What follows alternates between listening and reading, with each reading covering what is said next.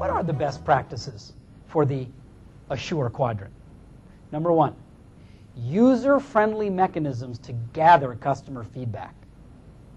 How many times have you been given a long satisfaction survey to complete, but didn't bother taking the time to complete it? I know I sure have, plenty of times. Sometimes a long form is appropriate, but most of the time, customers want a fast and easy way to give you their feedback. Let them get back to you by quick comment cards. Give them a fax number, an email address, a phone number they can call with voicemail that will record their response, or an opportunity for them to meet one-to-one in person with your personnel. A good benchmark is London Heathrow Airport, where British Airways provides a video booth.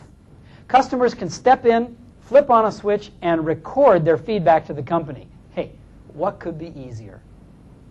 One best practice is for the methodology of assurance to be explored and agreed during the earlier stages of the process. Now, this guarantees that assurance will be conducted in a manner that is most convenient and effective for your customer. Number two, feedback is gathered where the work gets done. Assurance is not gathered by just one department for the whole organization.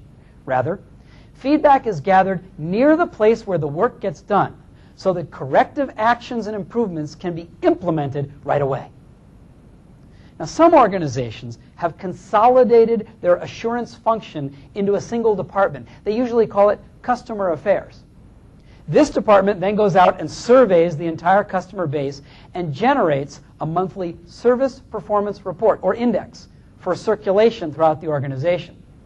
The trouble with this approach is twofold. First, the feedback is reported to the organization late. Sometimes there's a big time lag between the customer's experience and the organization's opportunity for learning. Second, many other departments can come to fear the monthly report from customer affairs.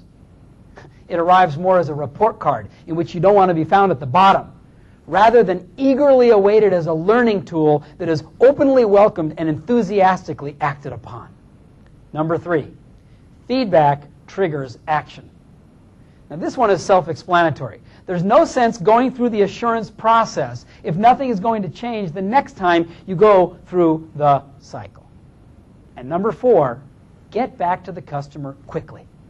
Leading organizations let their customers know that their inputs have been heard, are highly valued, and are being acted upon right now. Here's the really important question for you to ask and answer, first with your colleagues and then with your customers. How good are you at seeking out and acting upon the assurance quadrant with your customers? What is your approach to this crucial step in business? Do customers say that your assurance process is easy to use but also thorough and effective? How consistently do you deploy your approach across your organization? Are your staff well trained to seek out customer feedback? And do they act quickly on the information they receive? And finally, how useful are the results you actually gain from this process? Do you continually learn from customer feedback and eagerly implement new solutions? Does your assurance process consistently lead to new business from your existing customer base?